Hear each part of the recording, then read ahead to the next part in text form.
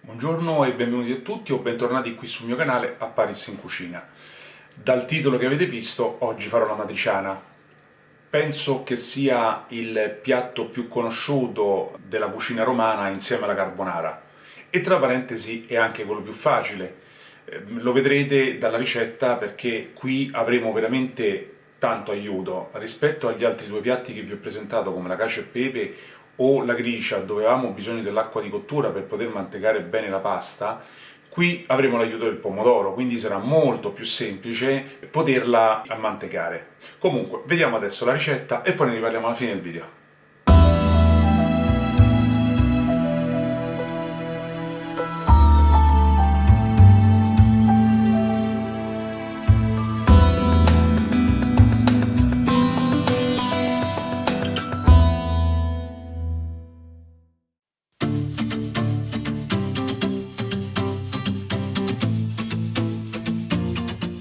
Per la matriciana, come tutti sanno, o almeno la maggior parte lo sa, abbiamo bisogno del guanciale.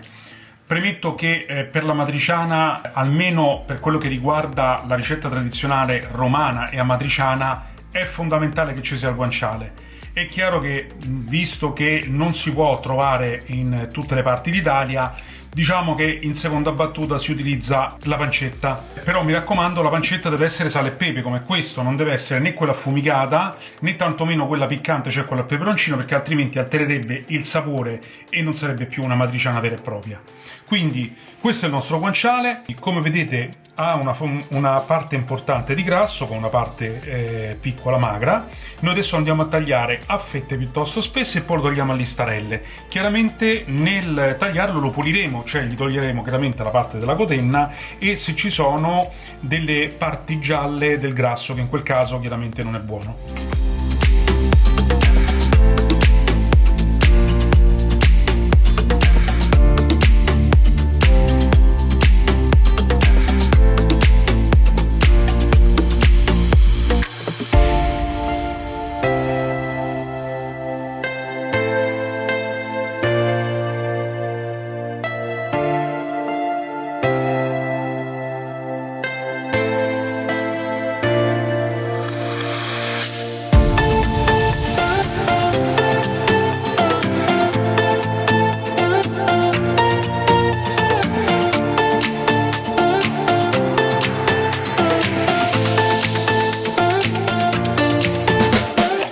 Cominciamo a mettere il sale nell'acqua della pasta e sulla padella calda andiamo a mettere il nostro guanciale.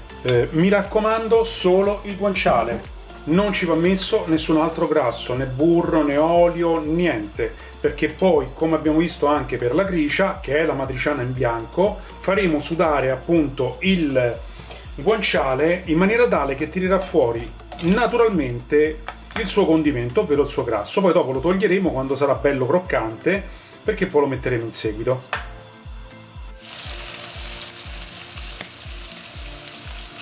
Ora che il guanciale si è tostato, lo andiamo a togliere, senza però togliere il grasso che ha rilasciato.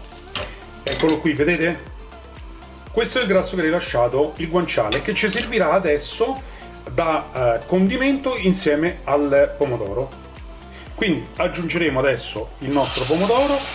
Allora, io in questo caso ho preferito una passata, ma se voi volete potete utilizzare o la polpa o i pelati, però in quel caso, se utilizzate il pelato, cercate di frullarlo, perché comunque come sugo deve essere liscio. Quindi lo lasciamo andare e lo facciamo restringere. Mettiamo poco sale, mi raccomando, perché qui chiaramente già c'è stava il condimento del guanciale, e lo facciamo andare per 5-7 minuti o fino a quando non si restringerà.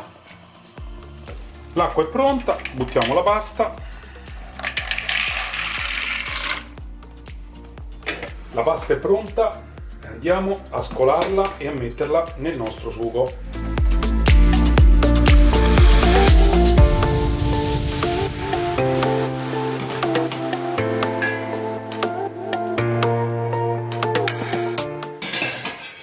E andiamo a mantecare.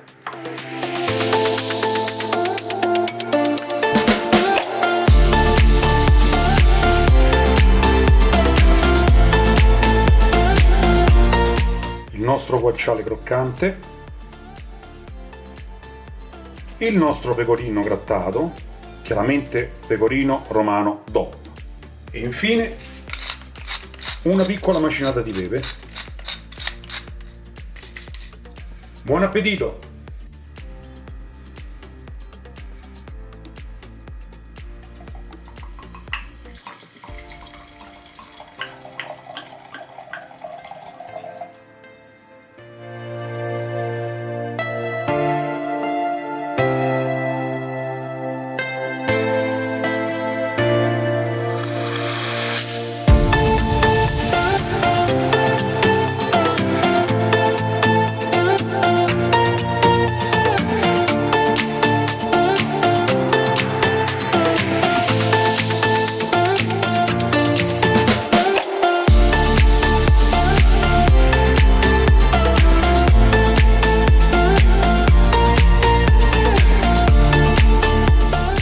Come vi avevo già anticipato all'inizio, come avete visto è molto più semplice. Qui non dobbiamo giocare con l'acqua di cottura, saltare, mantecare, fuori dal fuoco, eccetera. È molto più semplice proprio perché grazie all'uso del pomodoro noi riusciamo a condire bene la pasta. Vorrei soltanto dare qualche piccola informazione. Molti di voi sicuramente lo sapranno, qualcun altro no, ma perché amatriciana? Beh, si dice che tutto sia partito da appunto il meraviglioso paese che è Amatrice, che purtroppo è stato ferito gravemente dal terremoto di qualche anno fa e che ancora non riesce a trovare la soluzione di poter ritornare agli antichi splendori. Io lo spero vivamente. Anzi, faccio un appello per chiunque di voi che mi segue o che mi seguirà, che vedrà questo video e si troverà dalle parti del centro Italia, fatelo un salto ad Amatrice. Intanto perché comunque i posti sono meravigliosi, ci troviamo sulla parte appenninica del centro Italia che confina tra Lazio e l'Abruzzo. In più daremo una mano a un'economia che purtroppo anche a causa di questo Covid ne ha risentita tantissimo e vi posso assicurare che dovunque andrete a mangiare ad Amatrice, nei dintorni, si mangerà divinamente e veramente mangerete una matriciana fatta coi fiocchi. Inoltre, per quelli che non lo sapessero, gli è stato dedicato anche un formato di pasta apposta, che sarebbe il bucatino. Io purtroppo oggi non l'avevo a casa e quindi non l'ho potuto utilizzare, ho utilizzato le mezze maniche, ma questo per farvi capire questo piatto quanto sia stato importante.